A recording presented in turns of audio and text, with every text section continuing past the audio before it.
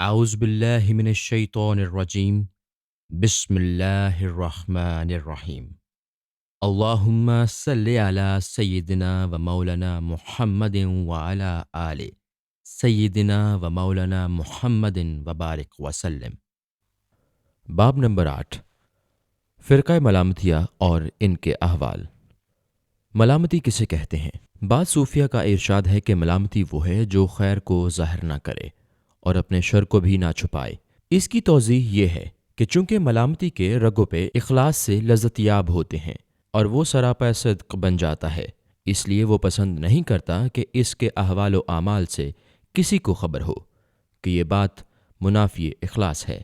شیخ ابو ذرا رحمۃ اللہ علیہ طاہر بن ابو الفضل المقدمی نے اپنے شیوخ کی اسناد کے حوالہ سے بیان کیا ہے کہ حضرت حذیفہ رضی اللہ تعالیٰ نے حضرت رسول اکرم صلی اللہ علیہ وسلم سے عرض کیا کہ حضور اخلاص کیا ہے؟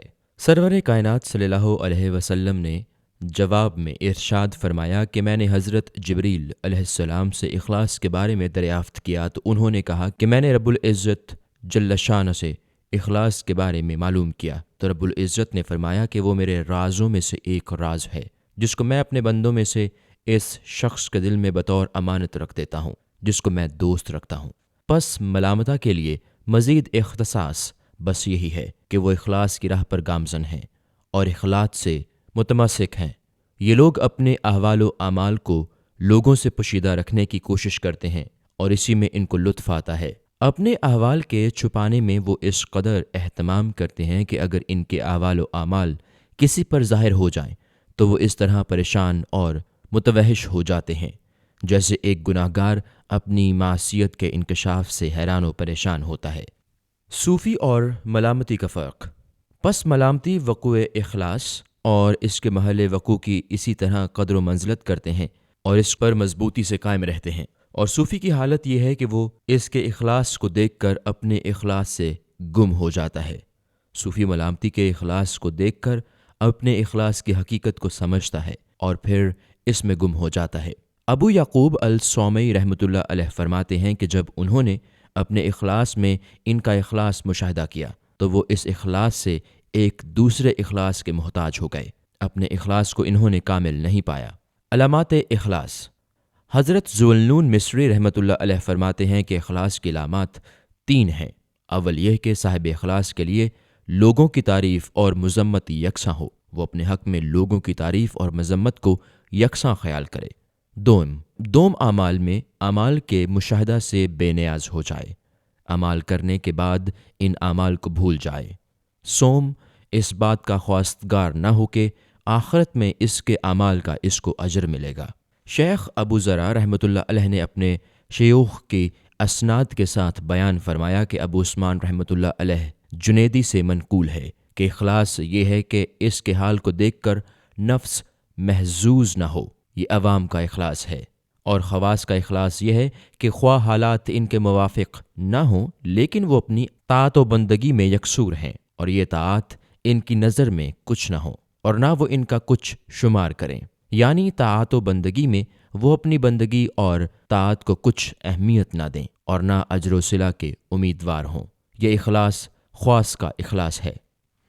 شیخ ابو عثمان رحمۃ اللہ علیہ المغربی نے صوفی اور ملامتی میں اس طرح فرق کیا ہے کہ ملامتی اپنے حال اور اپنے فعل میں مخلوق سے نکل گیا، اس کو مخلوق کی پرواہ نہیں، مخلوق کو ان سے الگ رکھتا ہے لیکن اپنے نفس کا ثبات رکھتا ہے، خود فراموش نہیں، اپنی ذات کو باقی رکھتا ہے۔ پس وہ مخلص ہے، اور صوفی اپنے حال اور اپنے نفس اپنی ذات کو بھی الگ کر دیتا ہے جس طرح اس نے دوسروں کو اس سے الگ کر دیا ہے۔ پس وہ بھی مخلص ہے، لیکن مخلص خالص اور مخلص محض میں عظیم فرق ہے۔ مداحیہ کے ملامتی مخلص محض ہے اور صوفی مخلص خالص ہے۔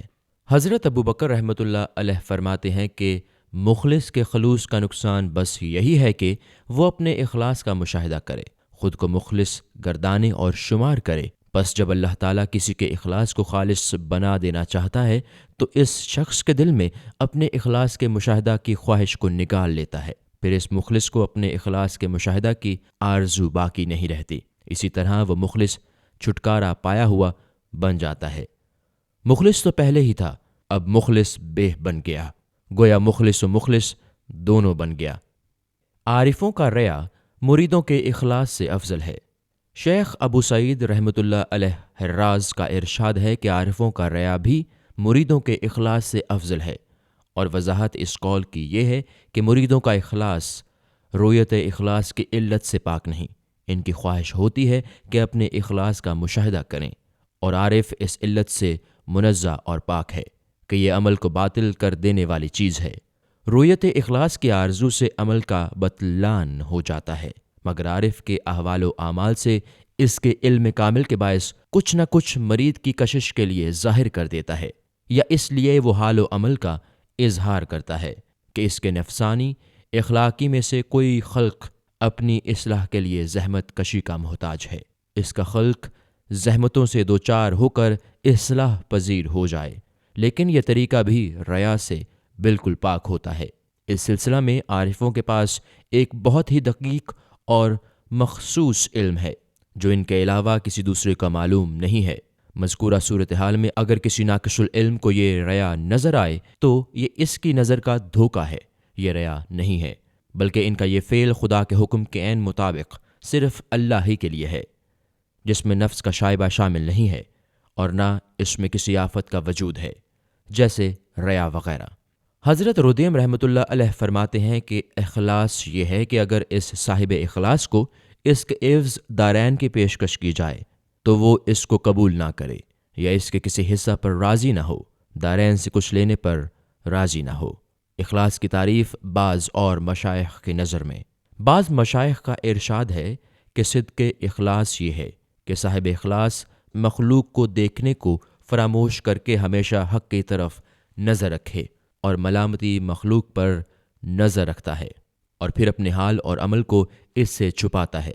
مختصر یہ کہ جیسا کہ ہم پہلے بیان کر چکے ہیں، اخلاص صوفی کا وصف ہے، اور اس بنا پر حضرت زقاق نے کہا ہے، ہر مخلص اپنے اخلاص کے دیکھنے پر مجبور ہے، لیکن یہ کمال اخلاص کا نقصان ہے۔ ایسے صاحب اخلاص کامل نہیں جو اپنے اخلاص پر نظر رکھتے ہیں۔ اخلاص تو وہی ہے کہ اللہ تعالیٰ جس کے صاحب و والی کا محافظ خود ہوتا ہے، یہاں تک کہ اس کی تکمیل کر دے۔ صدق اور اخلاص میں فرق۔ شیخ جعفر الخلدی رحمۃ اللہ علیہ کہتے ہیں کہ میں نے ابو القاسم جنید رحمۃ اللہ علیہ سے سوال کیا کہ اے شیخ، کیا صدق اور اخلاص میں کچھ فرق ہے؟ انہوں نے فرمایا، ہاں، صدق اصل ہے اور پہلے ہے، اور اخلاص اسی کی فرع اور اس کے تابع ہے، بعد میں ہے۔ یہ بھی فرمایا کہ ان دونوں میں ایک اور فرق بھی ہے کہ اخلاص عمل میں آئے بغیر نہیں ہوتا، یعنی اخلاص کے لیے عمل ضروری ہے۔ مزید فرمایا کہ یہی اخلاص ہے اور اسی کو مخالصۃ الاخلاص کہتے ہیں۔ اسی مخالصۃ الاخلاص میں اخلاص کا وجود ہے۔ اس بنا پر کہہ سکتے ہیں کہ اخلاص ملامتی کا حال ہے اور مخالصۃ الاخلاص کہتے ہیں۔ اسی مخالصہ جو مخالصہ میں موجود ہے وہ مخالصۃ الاخلاص ہی کا ثمر ہے۔ اس مخالصۃ الاخلاص کی وضاحت بالفاظ دیگر اس طرح بھی کی جا سکتی ہے کہ مخالصۃ الاخلاص نام ہے بندہ کا تمام رسوم کو ترک کر کے ہمیشہ قائم رہنے والے خدا کی ذات میں فنا ہو جانے کا، اس طرح کہ اپنے قیام کی رویت سے بھی محروم ہو جائے اور آثار موجودات کی ذات سے الگ تھلگ ہو کر عین ذات میں اس طرح مستغرق ہو جائے کہ اخفاء و استفسار سے بھی اس کو نجات مل جائے۔ اس مقام پر پہنچ کر صوفی کا حال بھی مفقود ہو جاتا ہے۔ اس کے برعکس ملامتی اپنے اخلاص کے باطن میں مقیم رہتا ہے، اس کا اخلاص برقرار رہتا ہے، لیکن اس طرح حقیقت اخلاص سے اس کو آگاہی حاصل نہیں ہوتی، یعنی حال اخلاص تو اس کو میسر آتا ہے لیکن حقیقت اخلاص سے بے بہرا رہتا ہے۔ اس جگہ صوفی اور ملامتی کا فرق واضح ہو جاتا ہے۔ خراسان میں ہمیشہ ملامتیوں کا ایک گروہ رہتا ہے اور ان کے بھی مشائخ ہیں جو ان کے بنیادوں کو درست کرتے ہیں اور ان کے احوال کی شروط سے ان کو آگاہ کرتے ہیں۔ عراق میں فرقہ ملامتیہ۔ ہم نے عراق میں خود ان لوگوں کو دیکھا ہے جن کا تعلق فرقہ ملامتیہ سے ہے، لیکن عراق میں یہ لوگ اس نام سے مشہور و معروف نہیں ہیں۔ اہل عراق بھی اس نام کو اپنی گفتگو اور بول چال میں بہت کم استعمال کرتے ہیں۔ ملامتیوں کے سلسلہ میں ایک روایت ہے کہ کچھ لوگوں نے ایک ملامتی سے درخواست کی کہ وہ ان کی محفل میں سما میں شریک ہو، لیکن اس نے انکار کر دیا۔ اسے جب عدم شرکت کا سبب دریافت کیا تو اس نے کہا کہ اگر میں محفل سما میں شریک ہوں گا تو مجھے وجد آئے گا اور اس طرح لوگوں کو میرے حال کی خبر ہو جائے گی، اور میں نہیں چاہتا کہ لوگ میرے حال سے واقف ہوں۔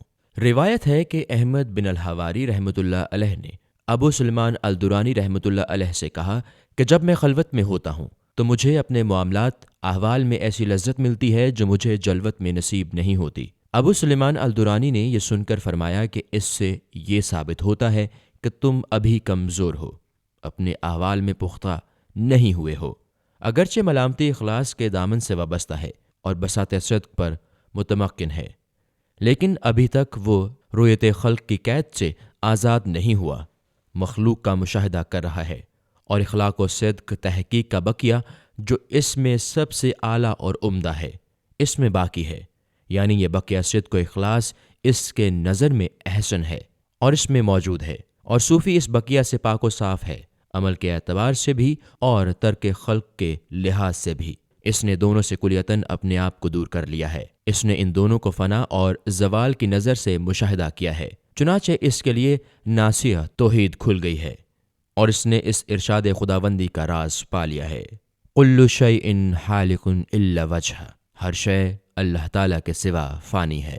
چنانچہ بعض صوفیہ کرام نے اپنے غلبہ کے وقت جو کہا ہے کہ فی الدارین غیر اللہ، دونوں عالم میں اللہ کے سوا کوئی موجود نہیں، وہ آیت مندرجہ بالا کے یہی معنی مراد لیتے ہیں۔ ملامتی دو وجود سے اپنا حال چھپاتا ہے، لیکن ملامتی دو وجود سے اپنے حال کو پوشیدہ کرتا ہے۔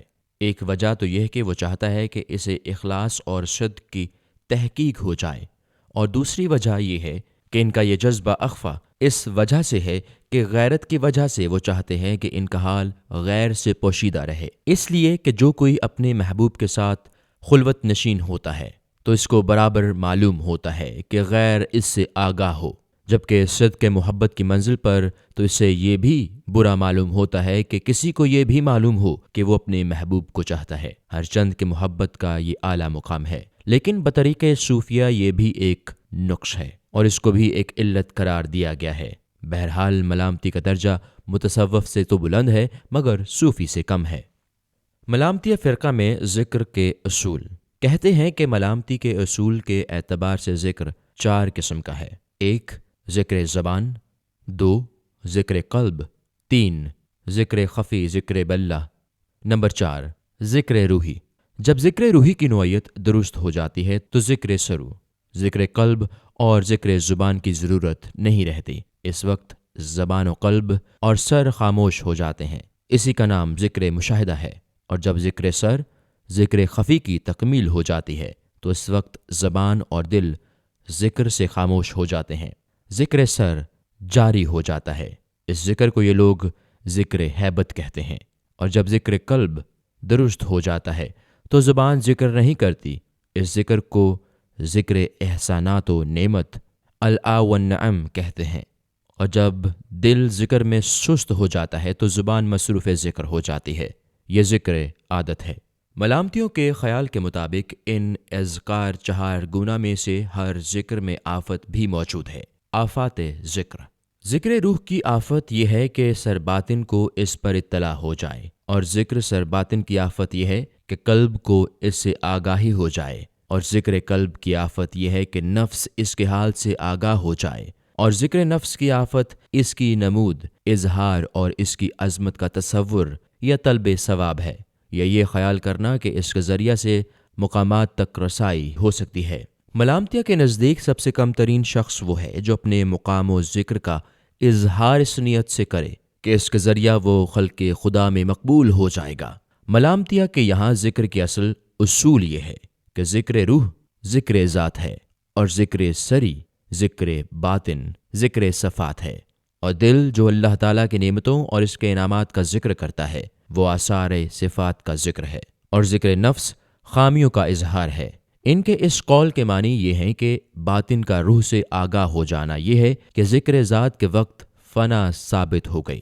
جب ذکر ذات میں بندہ مشغول ہوتا ہے تو اس کی ذات مرتبہ فنا میں ہوتی ہے، اس حال میں ذکر ہیبت اگر کیا جائے تو ذکر صفات بن جاتا ہے۔ لیکن وجود ہیبت اس سے مرتبہ فنا میں ہوتی ہے۔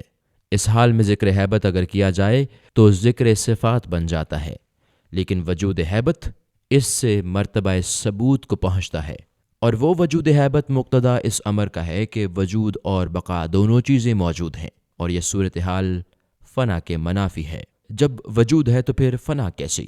اسی طرح ذکر سر میں ہیبت کا جو وجود موجود ہے، جس کو ذکر صفات سے تعبیر کیا جاتا ہے، اس سے حصہ قرب کا احساس ہوتا ہے۔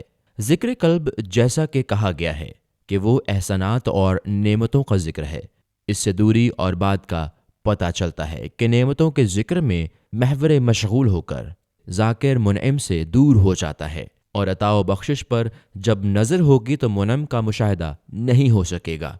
گویا نعمتوں کا مشاہدہ منعم کے ساتھ مشاہدہ سے محروم رکھتا ہے۔ اسی وجہ سے ذاکر کی منزل ایک حد تک دور ہو جاتی ہے، اور اگر ذاکر کا نفس ثواب کی طرف متوجہ ہے تو اس سے وجود اعمال کا شمار ہوتا ہے۔ یہی در حقیقت اعتدال ہے۔ یہ ہے فرقہ ملامتیہ کا نظریہ ذکر، جس کی تفصیل ہم نے پیش کی، اور اس گروہ ملامتی کی یہ قسمیں ہیں۔ اس میں تمام لوگ ایک ہی منزل کے راہ روح اور ایک ہی مرتبہ کے حامل نہیں ہیں، مختلف درجات ہیں۔ بعض لوگ بعض افراد سے اعلیٰ ہیں، بعض پست ہیں، بعض متوسط درجہ پر ہیں۔ واللہ عالم۔ السلام علیکم۔ پوری کتاب دیکھنے کے لیے ہمارے یوٹیوب چینل صوفی سما کی پلے لسٹ میں جائیں۔ یہاں آپ کو مختلف بزرگوں کی کتابیں ملیں گی، اور جو کتاب پوری نہ ہوئی اس پر کام تیزی سے ہو رہا ہے اور ریگولر بیسس پر اپلوڈ ہوتی رہتی ہیں۔ آپ سے گزارش ہے کہ آپ ہمارے یوٹیوب چینل کو سبسکرائب کر لیں اور بیل نوٹیفیکیشن پر کلک کر لیں تاکہ ہماری آنے والی کتابیں آپ کو ملتی رہیں۔ جزاک اللہ خیر۔